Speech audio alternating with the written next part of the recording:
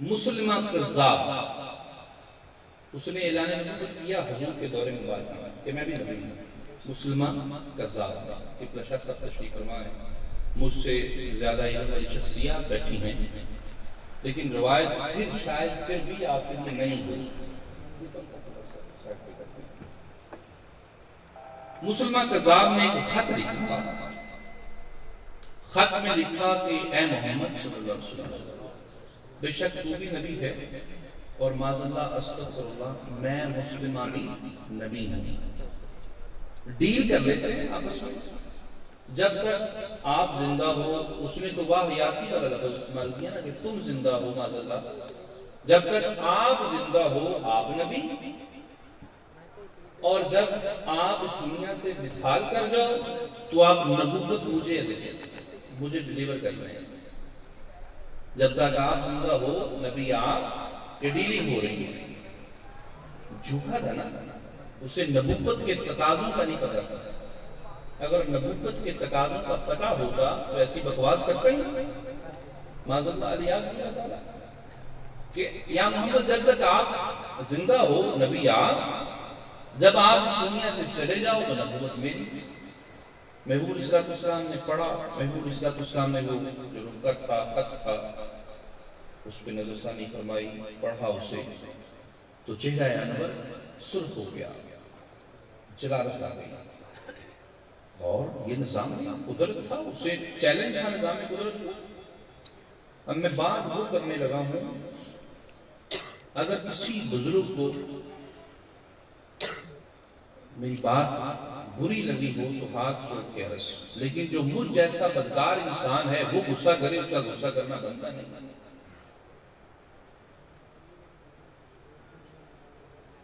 حضور علیہ السلام کا چہرہ انور سرخ ہو گیا۔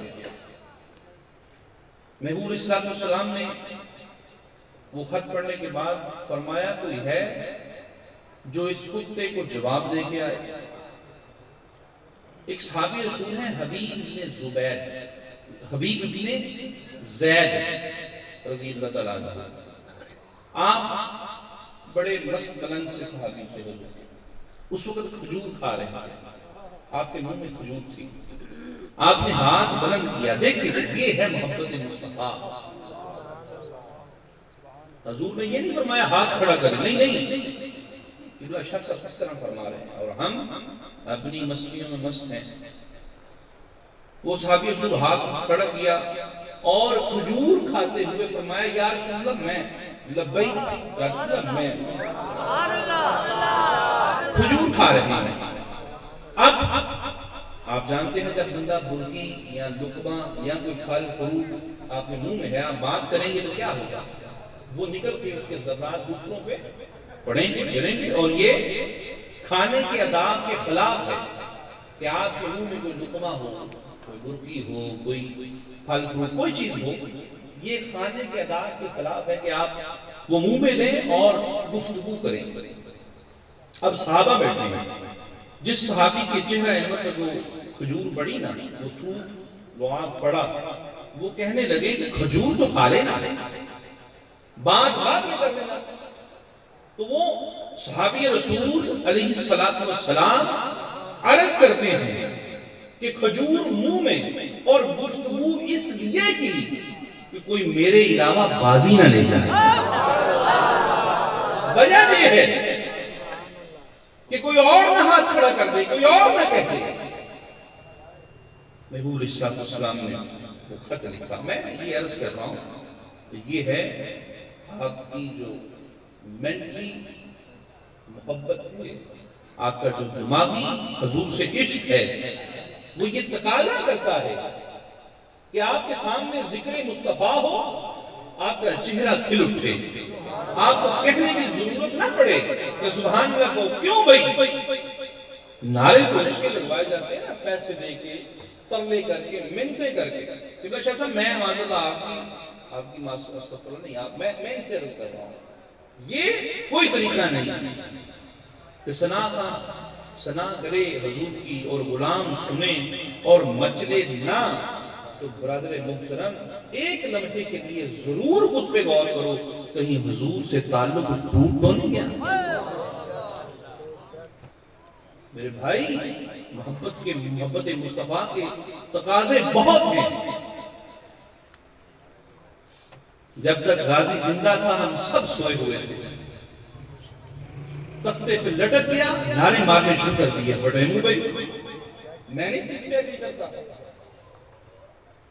جتنے سنی تھے اگر اس جیل کو گراؤ کر لیتے, اتنے سنی الحمدللہ ہیں کہ اس کے ایک ایک ذرے کو اٹھا کے ہم پھینک دیتے. یار اپنے گھر میں عاشق رسول کو سزا ہو جائے تو بتاؤ آپ غیرت مند انسان.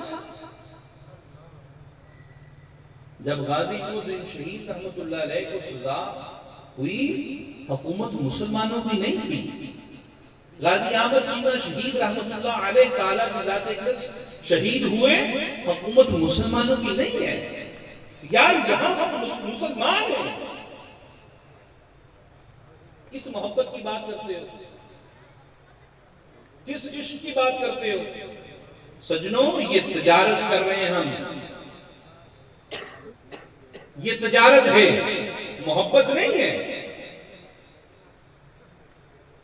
حضرت حبیب بن زید رضی اللہ تعالیٰ عنہ کی ذات اقدس, آپ نے وہ حضور کا خط جو دوبارہ آپ نے لکھ کے دیا مسلمہ کذاب کے پاس جانے کے لیے, اس کے اوپر لکھا واللہ انت کذاب انا خاتم النبیین لا نبی بعدی. کہ سن مسلمان تو جھوٹا ہے اور میں آخری نبی ہوں, میرے بعد نبی کوئی نہیں ہے. حضرت حبیب بن زید رضی اللہ تعالیٰ عنہ. اب مسلمہ کذاب جو ہے اس کی ہسٹری پڑھیں, طاقتور انسان تھا وہ, جو اس علاقے کا طاقتور بادشاہ, اور یہ جادوگر تھا, یہ بھی اس کے متعلق آتا ہے, جادوگر تھا. اور اس کے بعد بہت صفات تھی. حضرت حبیب بن زید رضی اللہ تعالیٰ عنہ کی ذات اقدس وہ خط دیا اور مسلمہ کے دربار میں گئے.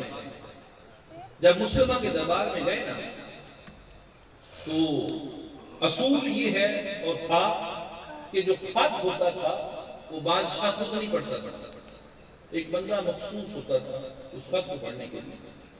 حضرت حبیب نے وہ خط, وہ جو خاص بندہ تھا پڑھنے والا, اسے خط پیش کیا تو اس نے خط پڑھا کہ محمد صلی اللہ علیہ وسلم کے نام سے مسلمہ کذاب جھوٹا ہے اور میں اپنے نبی ہوں, میرے بعد نبی کوئی نہیں ہے. حبیب بن زید رضی اللہ تعالیٰ عنہ کھڑے ہیں تو وہ مسلمہ, اسے ظاہری بات ہے سب کے سامنے یہ خط پڑھا گیا, اسے غصہ آیا, سرخ ہو گیا.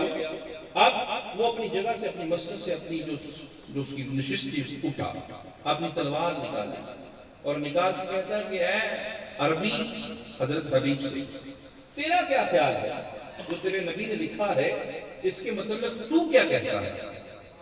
حضرت حبیب مسکرائے اور مسکرا کے فرمائے اگر میرے مصطفیٰ نے لکھا ہے تو سچ لکھا ہے,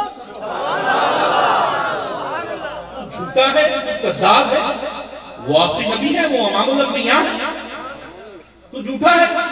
کہا اے عربی تجھے ڈر نہیں لگا, میری تلوار دے اور پیچھے میری سپاہ دے. حضرت حبیب بن زید رضی اللہ تعالیٰ عنہ کے 12 بیٹے تھے, 12 بیٹے. کہا اے عربی پیچھے دیکھ کتنی سپاہ کھڑی ہے. آپ مسکرا کے فرماتے ہیں پیچھے تو میں نے تب نہیں دیکھا جب میرے 12 تھے,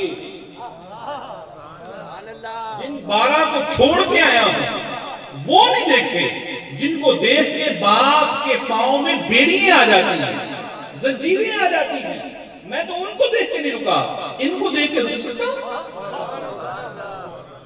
مسلمہ کذاب نے آپ کے ایک ہاتھ پہ تلوار چلائی, آپ کا ایک ہاتھ کٹ گیا. کہا کیا خیال ہے؟ کہا خیال کیا پوچھتے ہو, وہی تو جھوٹا ہے, تو لعنتی ہے, تو کذاب ہے. میرے نبی آخری نبی ہے, امام الانبیاء, ان کے علاوہ کوئی نبی نہیں. دوسری تلوار, دوسرا ہاتھ کٹ گیا. اب کیا خیال ہے؟ کہا موت سے کسے ڈراتے ہیں, کسے ڈراتے ہیں؟ محمد عربی کے غلام کو. اور آپ کا یہ جملہ ہے, آپ نے فرمایا خدا کی قسم اللہ اگر مجھے سینکڑوں زندگیاں دے, سینکڑوں مرتبہ مارے اور دوبارہ زندہ کرے, میں مرتبہ اپنی جان حضور کے قدموں پر نثار کر.